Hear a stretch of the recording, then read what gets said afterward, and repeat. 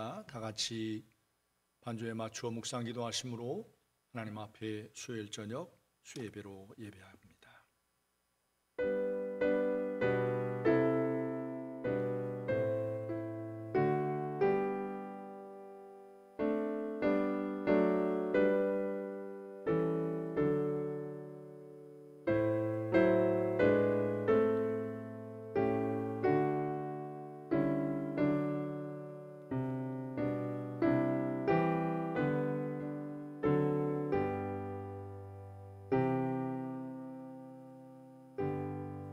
살아계신 거룩하신 아버지 하나님, 예배를 받기 합당하신 아버지 하나님, 오늘 저녁도 하나님의 은혜 가운데 주의 백성들이 하나님 정한 시간 평안히 주 앞에 모여 예배할 수 있도록 우리의 삶을 발걸음을 인도해 주신 것 감사합니다. 날마다 베푸시는 주님의 십자가의 보혈의 은혜를 붙들고 오늘 믿음 가져 거룩하신 하나님의 보좌 앞에 나와 찬송하며 기도하며 예배하오니 우리 예배 가운데 보혜사 성령 하나님 충만함으로 임하시고 동행하시고 함께하여 주옵소서. 예배의 시종 전체를 주의 손에 맡겨 의지하옵고 살아계신 예수님의 이름으로 감사하며 기원합니다. 아멘. 찬송가 71장 찬송을 주 앞에 드립니다. 새 찬송가는 50장 찬송입니다.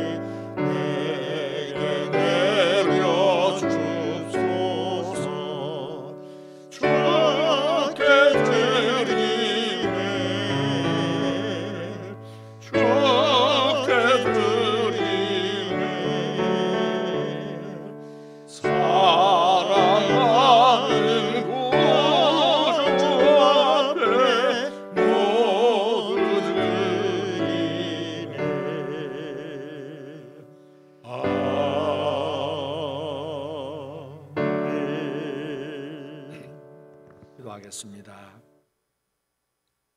살아계신 거룩하신 아버지 하나님, 약속의 이름 위대한 이름 예수님의 이름 부르며 아버지 하나님 앞에 간구하며 기도할 때에 들으시마 약속하신 주님, 오늘도 하나님 앞에 갈급한 심령으로 상한 마음으로 하나님 앞에 신음하며 주 앞에 엎드린 사랑하는 우리 모든 대학교의 성도들의 눈물과 간구와 기도를 들으시고 약속하신 대로 응답하여 주옵소서.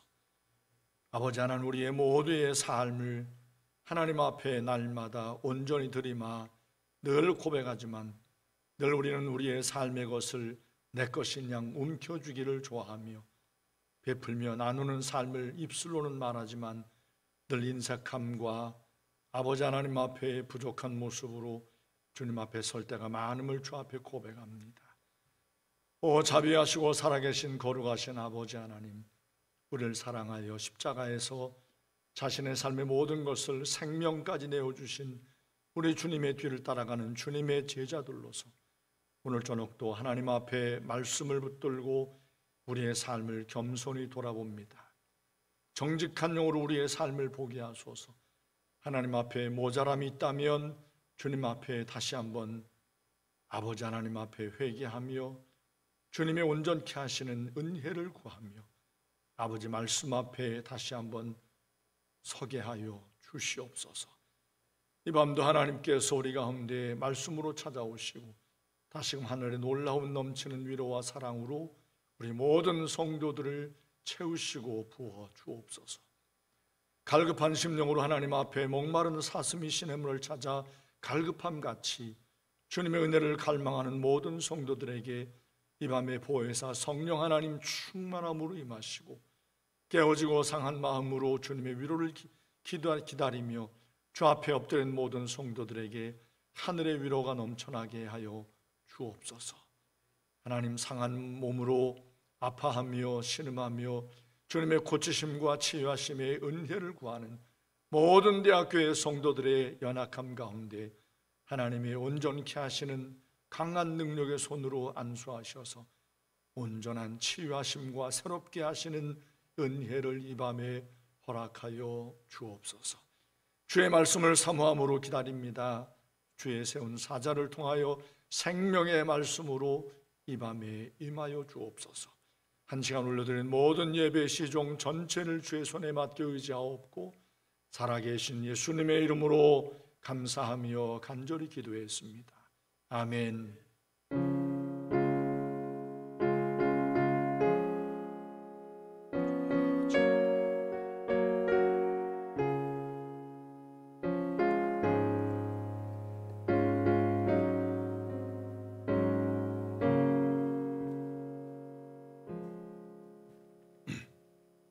찬송가 347장, 새 찬송가는 212장 찬송입니다.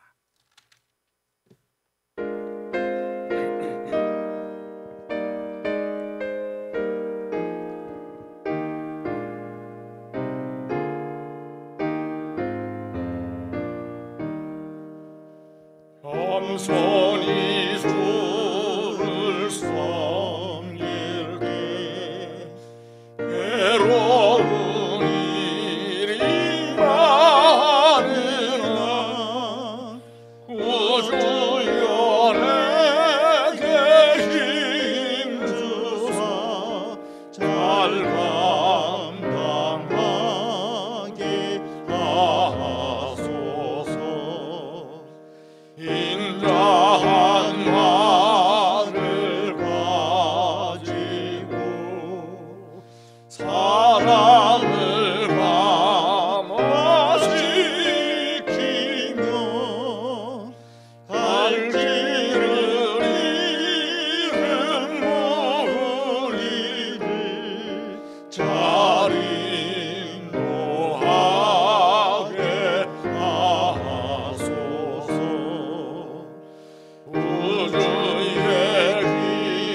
기한이 내를 깨달아 알게 하시고 굳건한 믿음 주셔서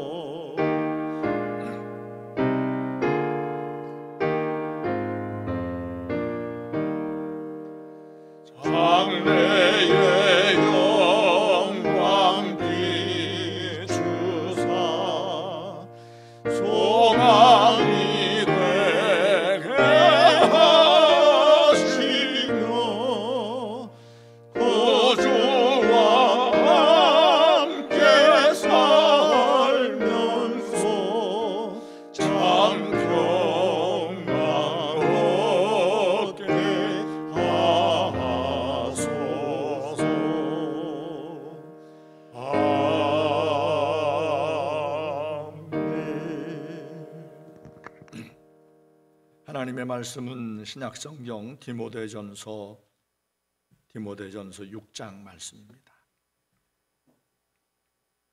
디모데전서 6장 6절에서 10절까지 말씀, 그리고 17절, 18절, 19절 말씀입니다.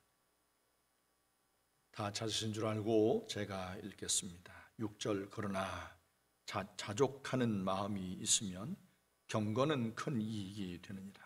우리가 세상에 아무것도 가지고 온 것이 없음에 또한 아무것도 가지고 가지 못하리니 우리가 먹을 것과 입을 것이 있은즉 족한 줄로 알 것이니라. 부하려 하는 자들은 시험과 올무와 여러 가지 어리석고 해로운 욕심에 떨어지나니 곧 사람으로 파멸과 멸망에 빠지게 하는 것이라. 돈을 사랑함이 일만하게 뿌리가 되나니 이것을 탐내는 자들은 미혹을 받아 믿음에서 떠나 많은 근심으로서 자기를 찔렀도다.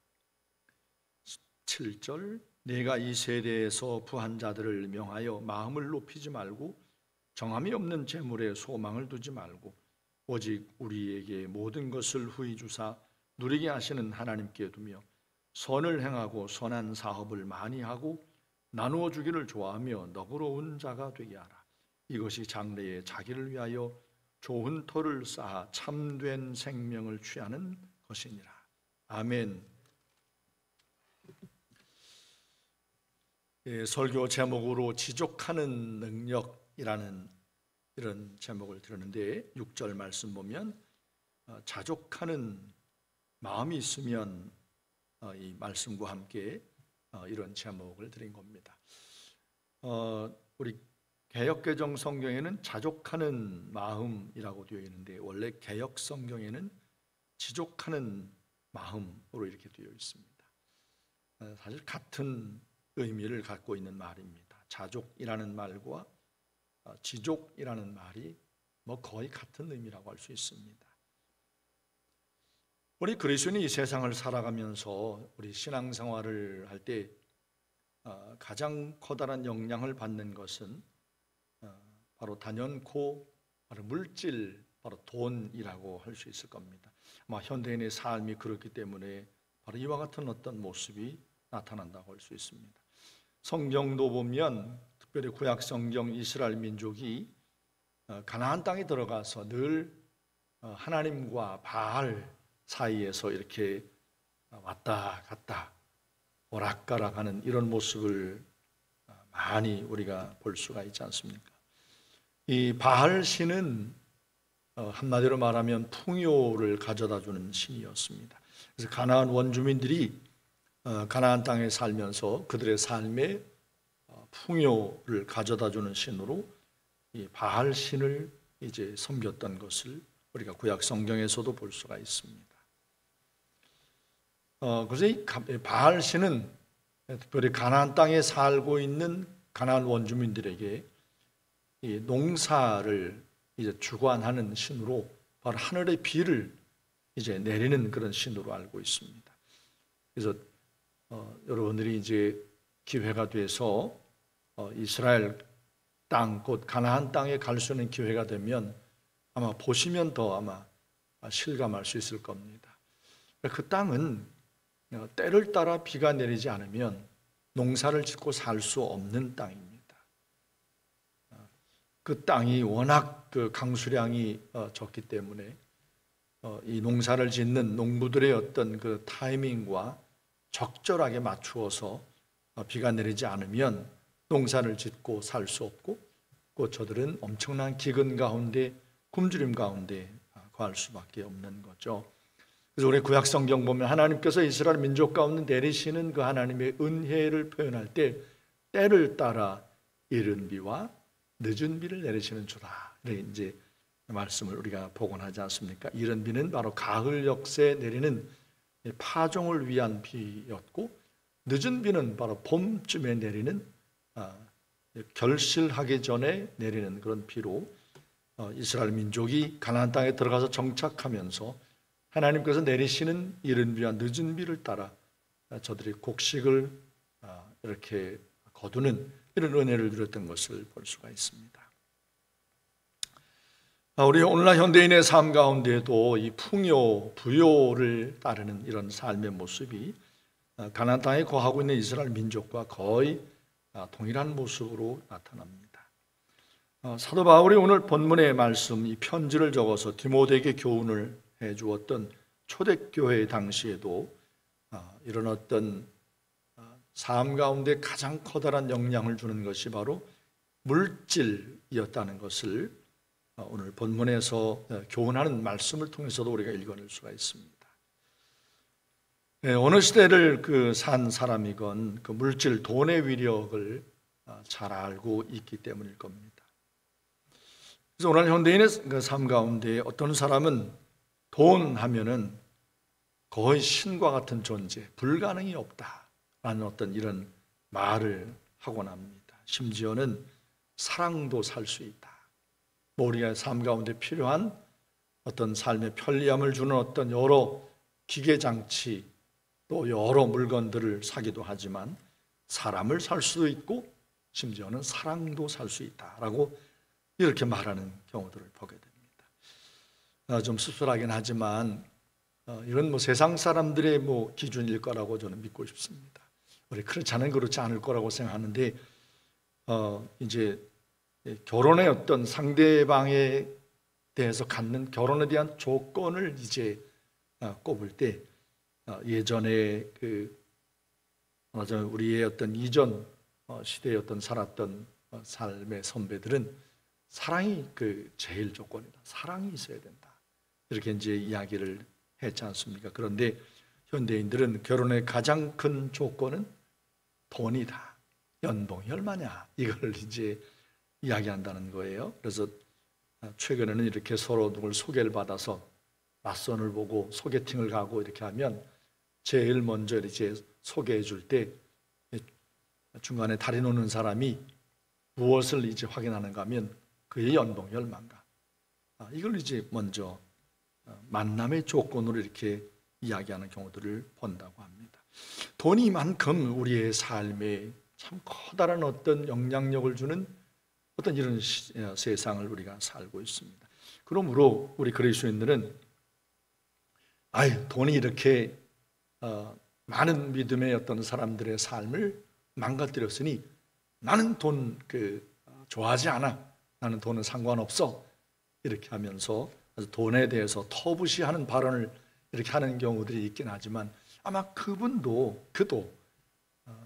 돈이 있어야지만 살 수 있는 거죠. 아무리 믿음이 좋은 그리스도인이라 할지라도 하나님께서 나에게 먹을 것을 주실 줄로 믿습니다 하고 이게 감나무 밑에서 입 벌리고 있는 그런 모습처럼 하늘을 향해서 돈 떨어지기를 어떤 믿습니다 하면서 기다리는 그런 모습은 아닐 겁니다. 그러므로 그리스도인은 다 돈이 필요한 사람들이에요. 물질이 필요한 사람들입니다. 돈이 없으면 우리는 살 수 없습니다. 먹을 것도 살 수 없고 필요한 것도 살 수 없는, 원하는 것도 이제 가질 수 없는 이런 세상 가운데 살 수 없습니다. 그러므로 우리는 돈이 필요한데 이 돈에 대한 것을 지혜롭게 정말 하나님의 말씀과 함께 분명한 어떤 원리 원칙을 갖고 서지 않으면 자칫하면 이스라엘 민족이 바알 앞에 무릎을 꿇었던 것처럼 자칫 많은 그리스도인들이 이런 안타까운 모습, 비슷한 모습을 보이는데 바로 돈의 지배를 받는, 돈의 영향력 앞에 꼼짝하지 못하는, 그래서 하나님보다 돈을 더 귀히 여기며 사는 흡사 구약의 이스라엘 민족이 바알을 섬기며 살았던 모습처럼 사는 경우들을 본다는 겁니다. 삶의 우선순위 가운데 가장 최고의 자리를 바로 누구에게 내어주고 사느냐는 거죠. 돈이 필요하지만, 돈이 있어야지만 현대사회에서 살 수 있지만 우리의 삶의 가장 소중한 자리에, 삶의 우선순위에 과연 누구를 모시고 사느냐 이겁니다. 많은 현대인들이 삶의 가장 우선순위에 최고의 자리에 돈을 두고 살죠. 물질을 두고 삽니다. 네, 여러분과 저는 늘 하나님 앞에 고백하는 것처럼 하나님을 우리의 삶의 가장 귀한 자리에 모시고 섬기고 산다, 이렇게 고백하지 않습니까? 그 고백처럼 여러분과 저는 그렇게 살아야 되는 거죠. 그러기 위해서는 정말 돈을 잘 이렇게 다룰 수 있는 그런 지혜가 필요한 겁니다. 오늘 성경 말씀과 함께 하나님 앞에서 우리 그리스도인들이 어떻게 이 물질이 지배하는 세상 가운데 참된 가치관을 혼란스러워하지 않고 잃어버리지 않고 하나님을 최고의 가치를 여기고 물질을 주장하는 이런 삶을 살 수 있을까를 본문의 말씀과 함께 우리가 몇 가지를 찾아보려고 합니다. 자, 오늘 본문의 말씀 6절을 보면 그러나 자족하는 마음이 있으면 경건은 큰 이익이 되느니라. 이 경건이라고 하는 이 말에 대한 좀 이해가 필요하겠죠. 조금 전에 제가 말씀을 드린 것처럼 하나님에 대한 우리의 믿음, 고백이 바로 이 경건입니다. 세상은 흉내낼 수 없는, 세상은 경건과 아주 거리감이 있죠. 왜냐하면 저들의 삶 가운데, 저들의 마음 가운데 하나님이 없기 때문이죠. 이 경건은 곧 하나님에 대한 우리의 믿음의 고백, 우리의 태도로부터 오는 겁니다. 그래서 경건이 큰 이익이 있느니라. 우리의 신앙생활입니다. 우리의 믿음의 삶입니다. 우리가 하나님 앞에 하는 우리의 고백입니다. 우리가 하나님 앞에 신앙생활 하면서 예수 그리스도를 처음 이제 복음을 듣고 만났을 때 하나님 앞에 우리가 늘 모든 그리스도인들이 하는 고백이 바로 뭐냐면 저는요 예수 그리스도 한 분이면 오케이입니다. 예수 그리스도 한 분으로 나는 만족합니다. 이런 고백을 하잖아요. 사실 우리는 이 고백을 이렇게 하나님 앞에서 이렇게 아무런 거리낌 없이 하지만 이건 굉장한 고백입니다. 이건 세상 사람들이 들으면은 도무지 이해할 수 없는 고백이에요. 아니 도대체 저 사람은 제정신인가? 이렇게 생각할 정도로 이건 엄청난 고백이거든요. 저는 예수 그리스도 한 분이면 저는 만족합니다. 예수님이 저의 삶의 전부입니다. 이제 그 고백을 하나님 앞에 드리니까 우리가 찬송가 71장도 기꺼이 부르는 거죠. 내게 있는 모든 것을 아낌없이 드리겠습니다.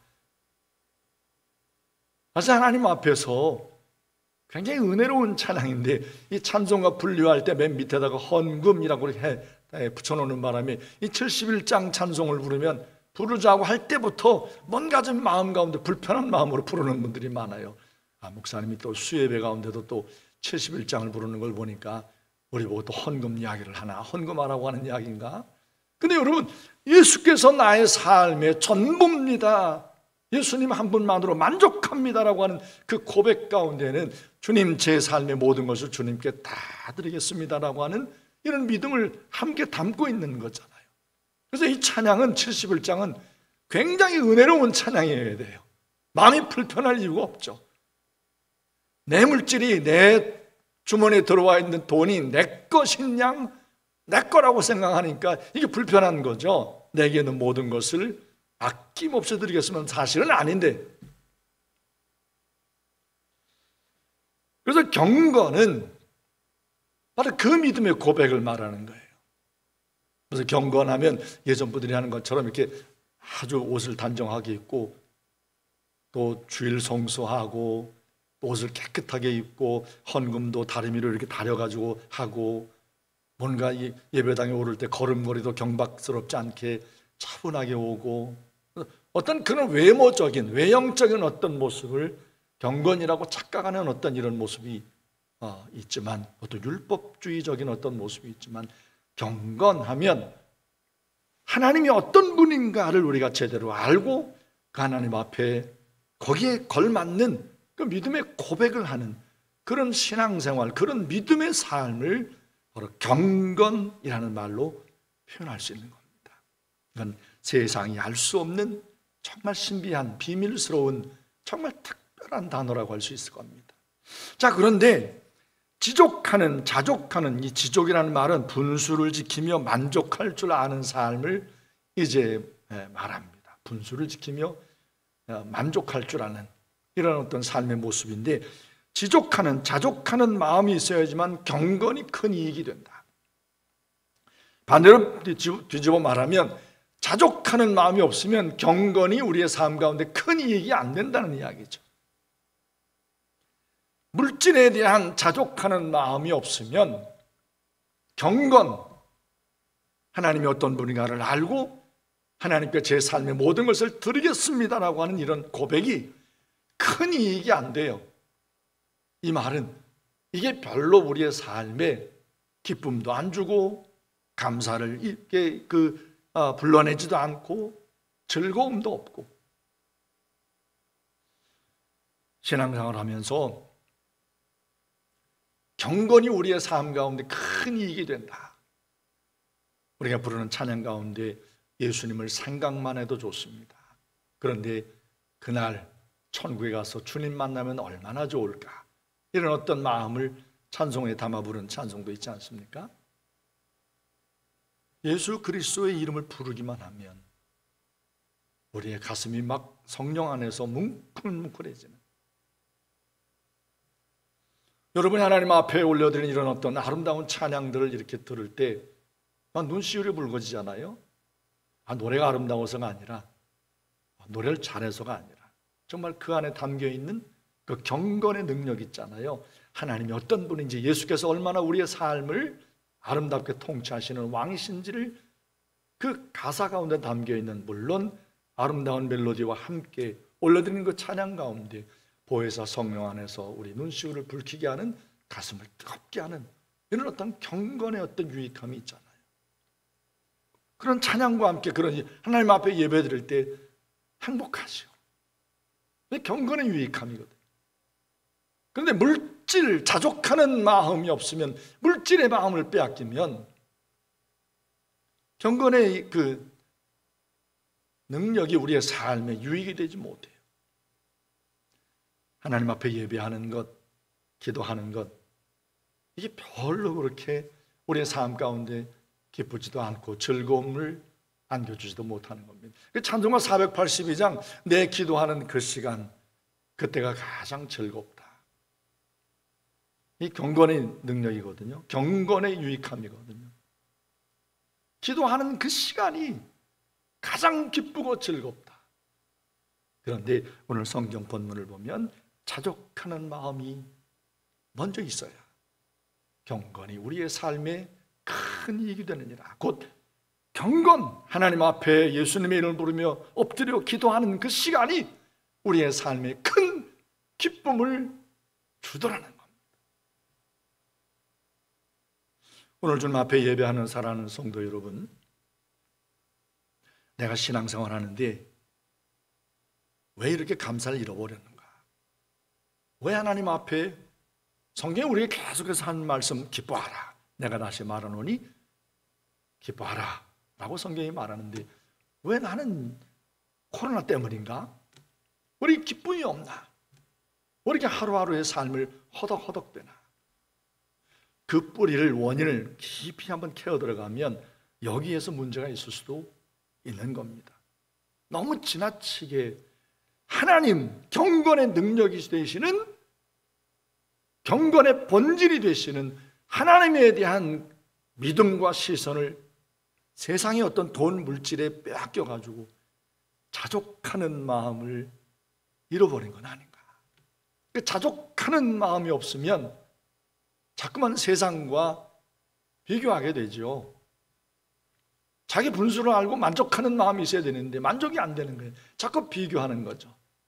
다른 사람이 입고 있는 옷과 내 옷과, 다른 사람이 타고 다니는 자동차와 내 차와, 다른 사람이 살고 있는 아파트와 내 집과, 이걸 자꾸 비교하게 되면 자족하는 마음을 잃어버리니까 경건이 내 삶 가운데 기쁨으로, 능력으로, 즐거움으로, 감사함으로 이게 유익함이 없는 거예요. 나타나지 않는 거죠. 그러므로 하나님 앞에 우리는 자족하는 이제 마음을 이제 갖도록 하나님 앞에 정말 물질을 지혜롭게 우리가 다뤄야 합니다. 자, 이 자족한 마음을 가지려면 제일 먼저 중요한 것은 하나님께서 우리의 삶은 수고한 대로 거두게 하신다는 거죠. 현재의 삶은 과거의 열매잖아요. 이 땅에 어떠한 것도 저절로 우연히 우리의 삶 가운데 찾아온 건 없습니다. 젊은 시절에 그냥 몸을 함부로 막 다룬 사람은 나이가 좀 들어가면서 어딘가 고장나기 시작을 하죠. 험하게 조심해서 이렇게 살지 않으면 너무나 폭식을 하고 아무거나 막 그냥 이렇게 몸 안에다 우겨놓으면 소위 말해서 세상 사람들이 말하는 정크푸드라고 하는 쓰레기 같은 것을 막 우겨놓으면 언젠가 우리의 몸은 탈이 나게 되어 있죠. 물질이라고 다르겠습니까?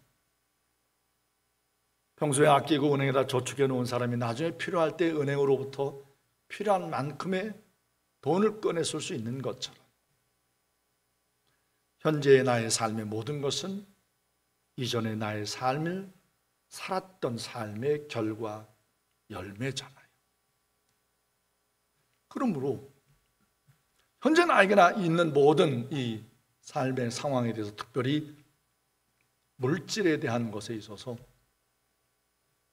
그저 나의 모자람과 다른 사람에 비해서 상대적으로 적어 보이는 것들 앞에서 그냥 자족하지 못하고 속상해하고 아쉬워하는 분한 마음을 품기 전에 현재 나의 삶의 태도를 다시 한번 하나님 앞에 새롭게 하는 그런 어떤 은혜가 있어야 합니다.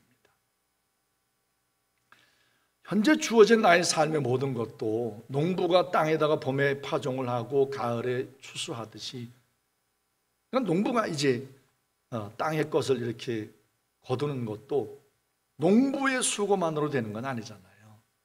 농부가 막 이렇게 애쓴다고 이 풍성한 결실을 거두는 것이 아닌 것을 우리는 잘 알지 않습니까? 많은 삶의 상황들과 조건들이 이게 다 말하자면 농부가 온전한 추수를 할 수 있도록 그게 다 말하자면 그런 상황들이 주어져야 되는 거죠. 그래서 한마디로 말하면 내 힘으로만 전부가 아닌 거죠. 농부의 힘으로만. 그래서 믿지 않는 농부들은 하늘의 은혜다 이렇게 말하죠. 하늘이 돌보아 주어서 이런 어떤 이야기를 합니다. 정말 은혜예요, 은혜.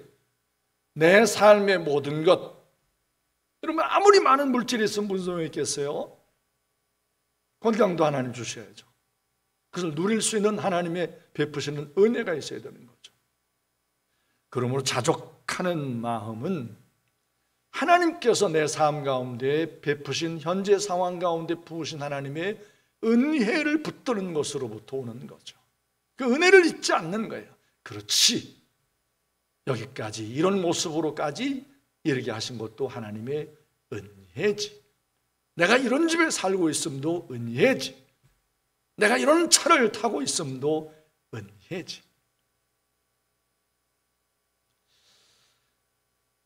여러분 옛날 이야기겠죠.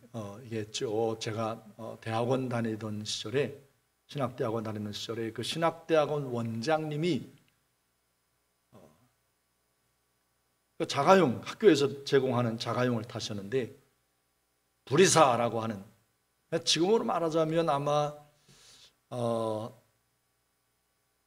아반떼도 안 될 거예요. 아반떼보다도 좀 약간 더 낮은 급인데 그래서 많은 신학대학원생들이 그 건물 앞에 딱 놓여져 있는 그 대학원장님의 그 차를 보면서 그냥 부러운 마음이 있었어요. 왜냐면 우리는 맨날 그 만원 버스에 이렇게 낑겨가지고 다니는데 그 신학대학원 원장님은 그 자가용을 타고 슉 이렇게 오는데 얼마나 부러운지. 근데 지금 여러분 신학대학원에 가면 제가 어쩌다가 이렇게 그 일이 있거나 또 설교를 하러 제 모교인 신학대학원에 가면 차를 댈 데가 없어요. 거의 많은 전도사님들이 차를 다 타고 오는데 적어도 아반떼야. 우리 김용욱 목사님 같은 차는 내가 구경도 못하겠어요. 있지도 않아. 아마 종신대하거나 아마 김 목사님 차 타고 아마 어이 택배차 안 돼요. 아마 그럴 것 같아요. 전도사님들이 다 차를 타고 오는데 제가 신학대학원 다닐 때 원장님이 타던 차보다 다 좋아. 세월이 이렇게 바뀐 거죠. 세상이 이렇게 바뀌었어요. 그런데 정말 하나님 앞에서 제대로 하나님의 은혜를 붙들지 않으면 왜 나는 왜 아반떼를 타는 거지? 나는 그랜저를 타야 되는데 이런 마음이 드는 거잖아요. 그래서 이 자족하는 마음은 정말 중요한 것은 탐심을 경계해야 되는 겁니다. 하나님의 은혜를 붙들 뿐만 아니라 탐심을 경계해야 돼요. 이 세상은 더하죠. 더 모아. 기왕이면 신드롬이 굉장히 이게 무서운 겁니다. 우리 크리스찬들이 특별히 자녀들을 위해 기도할 때 하나님 기왕이면 내 자식, 내 새끼 잘 살면서, 또 정말 묘한 거는 내 자식이 이 땅을 삶을 살아가면서 많은 사람들에게 물질을 나누어주는 그런 삶을 살게 해주십시오. 그건 참 굉장히 좋은 기도잖아요. 굉장히 은혜로운 기도인데 그 기도 가운데는 바로 뭐예요? 내 자식은 정말 잘 살아가지고 물질을 많은 사람들에게 나누는 삶을 살게 해주세요라고 하는 아주 기왕이면이라는 신드롬이 우리 가운데 스며들어와 있습니다. 잠언성경 30장 15절을 보면 거머리에게 두 딸이 있다. 두 딸의 이름이 바로 뭐냐면 다고예요. 더 모아. 더 줘. 이 만족할 줄 모르는 물질에 대한 이 세상 사람들의 생각을 이 거머리를 통해서 경계하고 있습니다. 우리 그리스도인이라고 다를까요? 우리 그리스도인은 현재 주어진 상황 가운데, 현재 있는 것 가운데 자족하고 감사해야 되는데 얼마나 우리의 삶 가운데 이 거머리를 닮은 이런 부끄러운 모습을 보일 때가 많은지 모릅니다. 이렇게 탐심을 갖게 되면 자족하는 마음을 상하게 되고, 자족하는 마음이 깨어지면 경건히 곧 하나님 앞에 신앙생활하고 예배를 드리고 기도하고 찬송하고 하는 것이 유익이 없어요. 그냥 의무로 하는 거지. 율법적으로 나는 목사니까 예배해야 되고, 나는 전도사니까 전도해야 되고, 나는 권사니까 권해야 되고, 이렇게 되는 거예요. 이익이 없어요. 자, 오늘 성경 본문은 사도 바울이 성령 안에서 디모데를 권하면서 그 당시도 있던, 오늘날 우리 시대에 있는 물질에 대한 여러 어떤 그런 가치관의 혼동이 그 초대교회 당시도 있었던 것을 볼 수 있습니다. 그러면서 경계하기를 7절 보세요. 우리가 세상에 아무것도 가지고 온 것이 없음에 또한 아무것도 가지고 가지 못하리니, 공술의 공수거다 이런 표현을 쓰긴 하는데 이 말이 맞죠. 장례를 치르면서 보면 참 그 누워있는 시신을 보면서 세상에 살아있을 때에 그렇게 큰 소리치고 그렇게 아둥바둥하는 그런 삶을 살았는데 참 저렇게 아무것도 갖지 못한 모습으로 누워있다. 이 인생이구나. 우리 삶의 끝이구나. 뭐 저렇게 갈 건데 뭘 저렇게 아둥바둥하고 더 집착하고, 이게 참 어리석은 거구나 하는 이런 모습들을 보게 됩니다. 그래서 장례식을 가면 인생의 삶의 단면을 보고는 겸손해져요. 그래서 여러분 삶이 좀 무료하거나 좀 재미가 없거나 뭔가 좀 목적을 잃어버린 것 같은 어떤 그런 마음이 있다면 우리 학교 근처에 이렇게 좀 무덤이 있어요. 무덤에 한번 가보세요. 무덤에 가서 그 누워있는 분과 한번 대화를 한번 나눠보세요. 대화가 된다는 건 아니지만 그 사람도, 거기 누워있는 그 사람도 여러분처럼 이 땅을 살아있을 때에 집착하고 더 가지려 하고 거머리 근성을 갖고 그렇게 살았을 거 아니에요. 그런데 아무것도 없이 그냥 그 몇 평 되지 않은 땅에 이렇게 누워있는 겁니다. 이게 인생이고. 그러므로 8절에 우리가 먹을 것과 입을 것이 있은즉 족한 줄로 알 것이니라. 먹을 것과 입을 것이 있은즉, 입을 것 가운데는 여러분 타고 다니는 자동차, 여러분이 사는 집 다 포함된 거예요. 뭐 외투 한 벌만 말하는 게 아니라 먹을 것과 입을 것이 있은즉 족한 줄로 알라.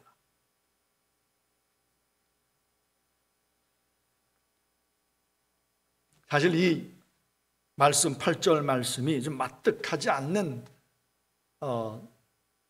이런 분들이 많을 겁니다. 어떻게 먹을 것과 입을 것만 갖고 어떻게 족한 줄로 아냐.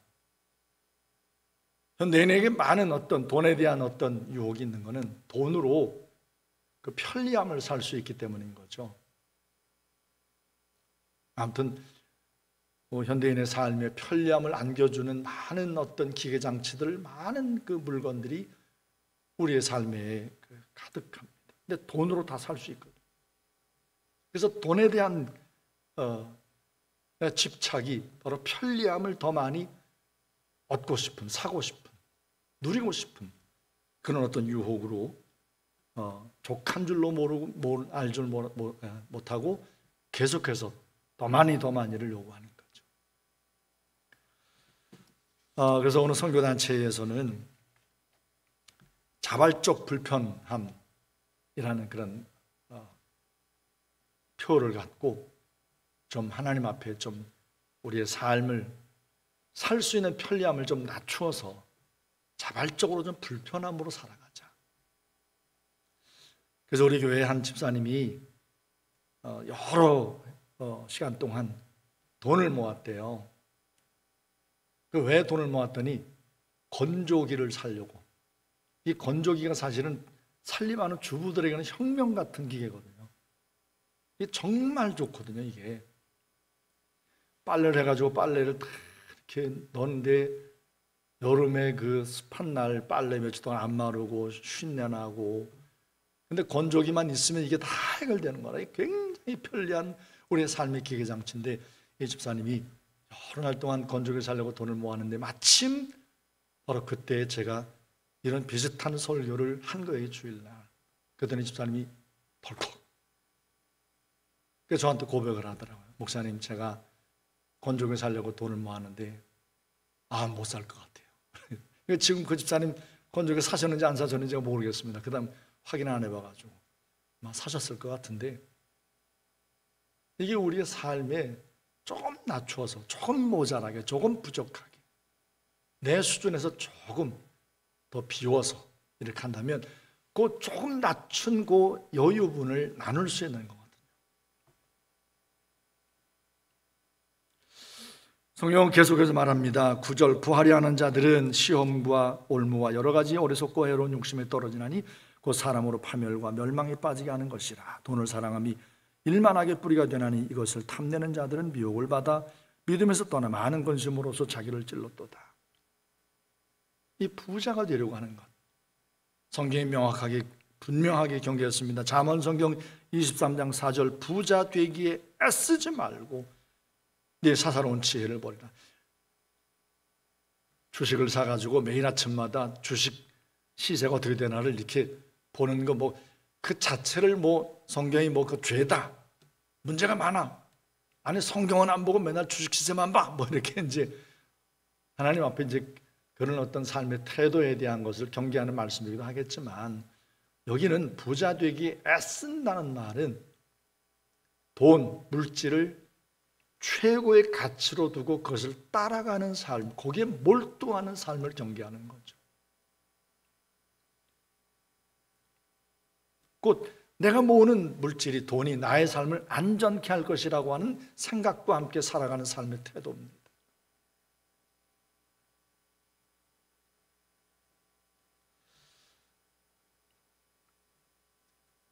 이렇게 살면 우리의 삶은 점점점 부자 되기 애쓰고 돈을 사랑하면 자족하는 마음을 잃어버려요. 물질이 많은 부자들의 삶을 가끔 드라마에서 이렇게 우리가 그렇게 몇십억, 몇백억 이렇게 그런 엄청난 재벌들의 삶을 살아보지 못했으니까 결국 드라마를 통해서 우리가 경험할 수밖에 없는 거잖아요. 그 드라마에 나오는 여러 어떤 얼굴들을 보면 행복하지 않아요. 한마디로 말해서 샬롬이 없어요. 평안이 없어. 그렇게 엄청난 돈방석에 앉아 있으면서 그렇게 좋은 차를 타고 다니면서 그 차 안에서 서로 탄 사람께서 서로 찌그락짜그락 싸우고,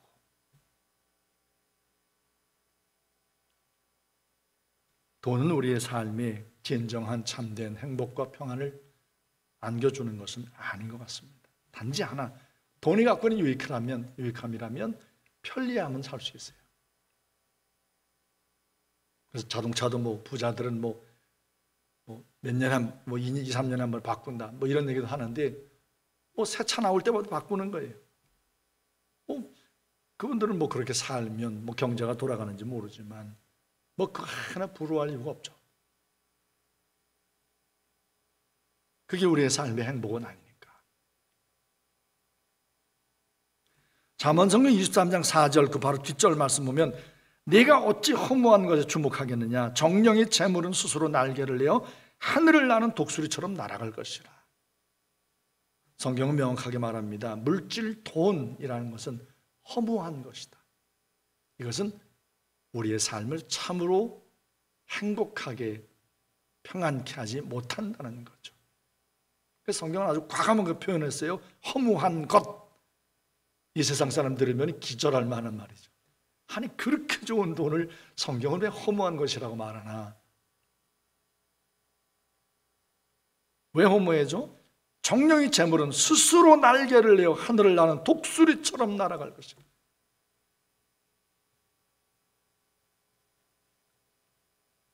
말하자면 내 주머니에 있는 돈, 물질, 그거 내 거 아니라는 거예요. 하나님이 잠시 맡겨둔 거죠. 그래서 스스로 날개를 내어 날아가는, 하나님이 허락지 않으면 누리도록. 그래서 오늘 본문의 말씀 17절을 보면 네가 이 세대에서 부한 자들을 명하여 마음을 높이지 말고 정함이 없는 재물에 소망을 두지 말고 날아가요. 재물 스스로가 정함이 없어요. 정함이 없는 재물에 소망을 두지 말고 오직 우리에게 모든 것을 후히 주사 누리게 하시는 하나님께 돌아. 하나님이 허락하는 만큼이에요. 물질과 건강이라고 하는 것 함께 가야 그 물질로도 가치가 있어요. 건강이 허락되지 않으면 아무리 많은 물질이 있다 할지라도 그것은 아무 소용이 없죠. 아무리 많은 산의 진미를 앞에 놓는다 할지라도 먹는 것이 탈난 사람들에게는 그건 고문이잖아요. 그건 괴로운 거예요.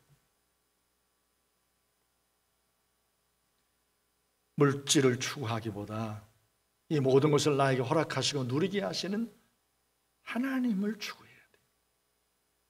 그래서 물질에 대한 교훈하시는 예수님 말씀 가운데 마태복음 6장을 보면 물질과 하나님을 겸하여 섬길 수 없다. 곧 삶의 가장 최고의 자리에 둘을 같이 둘 수 없다는, 두 주인을 섬길 수 없다는 이야기죠. 하나님이든 물질이든 둘 중에 하나인 거죠.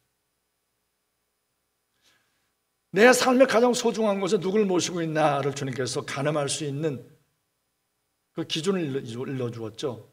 물질이 있는 곳에 내 마음도 있느니라.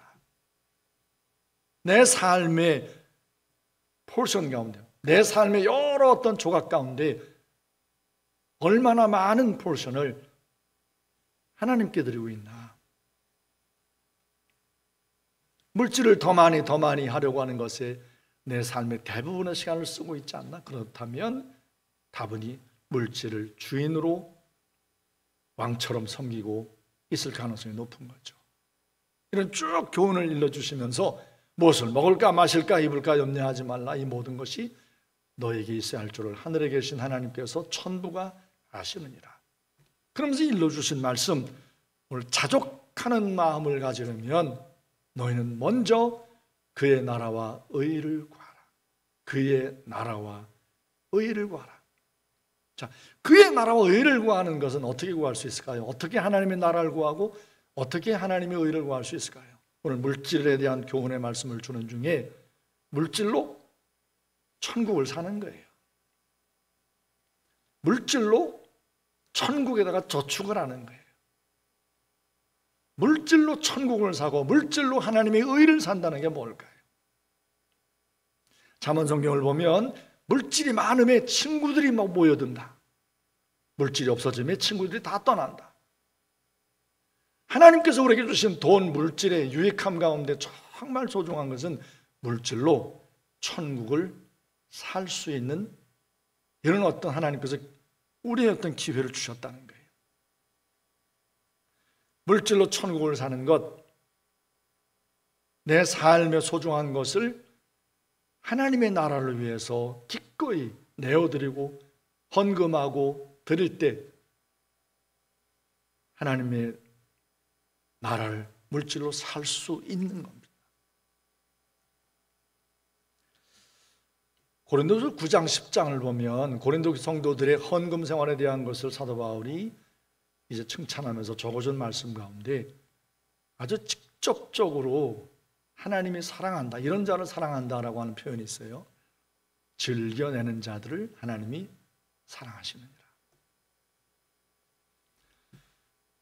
제가 목회를 하면서 우리 그리스도인들이 신앙생활하는 여러 신앙생활 가운데 정말 소중한 게 바로 무엇일까? 헌금 생활이에요. 경건과 헌금 생활은 같이 비례해요.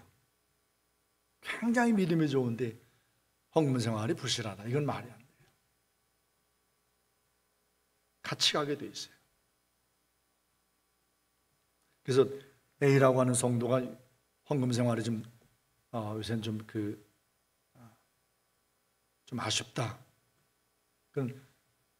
그의 헌금이 교회에 무슨 이렇게 그게 아쉬운 게 아니라 그의 경건의 어떤 능력이 경건을 통한 하나님 앞에 유익함을 잃어버리게 될 것이, 그게 안타까운 거죠.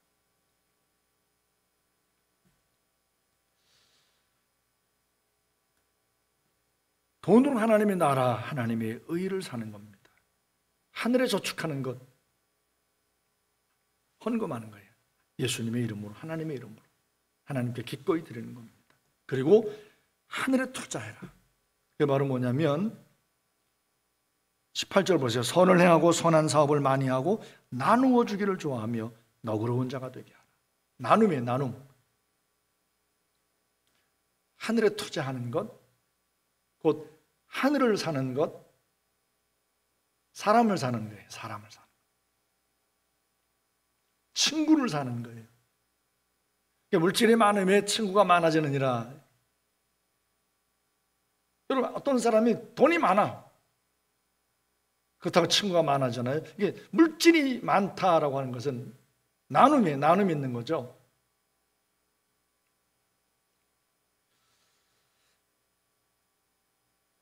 전도서 11장 1절을 보면 정말 딱 읽을 때 이해가 되지 않는 말씀이 있어요.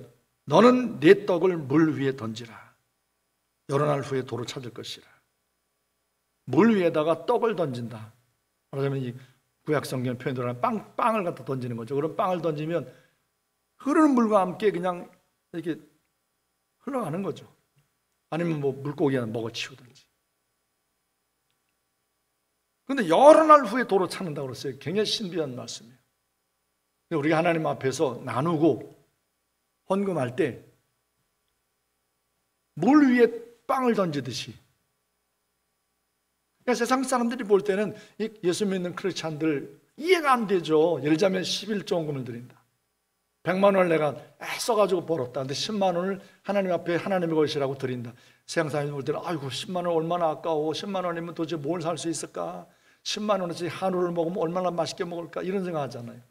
내가 1000만 원을 벌었다. 100만 원을 하나님 앞에 11조를 드린다. 100만 원이면 노트북이 하나인데. 이런 생각하잖아요. 아깝다. 그런데 성경이 말하기 여러 날 후에 도로 찾을 것이라. 하나님이 다 보시는 거예요. 이게 하나님의 나라와 의를 구하는 삶이에요. 이렇게 사는 자에게 주님 약속하시기를 하늘에 계신 너희 천부께서 이 모든 것을 더하실 것이라. 오늘 주님 앞에 예배하는 사랑하는 대학교의 성도 여러분, 여러분 모든 성도님들이 하나님 앞에 이 땅에 믿음의 삶을 살아가면서 이 물질로부터 완전히 자유로울 수는 없지만 하나님 앞에 물질을 정말 성령 안에서 지혜롭게 잘 다루어서 하나님이 여러분을 통해서 많은 사람들을 생명으로 살려내는 그런 축복의 통로의 삶이 될 수 있기를 바랍니다. 그러기 위해서는 자족하는 능력이 있어야 되는데 자족하는 능력은 사도 바울이 빌립보서 4장 13절에서 잘 표현했어요. 내게 능력 주시는 자 안에서 내가 모든 것을 할 수 있느니라. 결국 예수 안에서요. 성령 안에서 여러분들은 자족하는 능력과 함께 자족하는 마음을 갖고 경건히 여러분의 삶에 유익함이 있는 경건의 능력을 누리며 살아가는 모든 믿음의 사람들이 될 줄로 믿습니다. 이 돈이 지배하는 세상 가운데서 오로지 하나님의 통치를 구하며 돈을 여러분이 주장하는 하나님께서 누리도록 허락하신 것을 누리며 사는 베풀며 나눌 수 있는 복된 인생들이 되기를 주의 이름으로 축원합니다. 기도합시다. 지금도 살아계신 아버지 하나님, 오늘도 우리에게 수의 예배를 드리며 주의 말씀을 듣고 하나님 앞에 잠시 기도할 수 있는 시간 주신 것을 감사합니다. 보혜사 성령 하나님, 오늘도 부족한 종의 입술을 통하여 우리 모든 대학교의 성도들에게 물질에 대한, 돈에 대한 여러 말씀들을 함께 나누었는데 이 모든 말씀을 듣는 우리 모든 성도들이 들을 길을 주시어서 하나님의 말씀 중에 큰 은혜가 모든 심령 가운데 넘쳐나게 해 주시옵소서. 물질을 최고의 가치로 여기는 이 혼탁한 세상 가운데 오직 하나님이 우리의 삶의 주인 되심을 인정하는 믿음으로 경건의 믿음의 경주를 달려가는 모든 성도들에게 하나님 자족하는 마음을 가져 경건이 큰 유익이 있는 이런 은혜가 넘치는 복된 인생들이 되게 해 주옵소서. 이제는 우리 구주 예수 그리스도의 은혜와 아버지 하나님의 그 크고 놀라우신 사랑하심과 보혜사 성령 하나님의 교통하심과 역사하심이 오늘 주 앞에 함께 모여 수예배로 영광을 돌린 모든 성도들 머리머리 위에 두고 온 가정 위에 지금부터 영원토록 함께 있을지어다. 아멘. 아버지,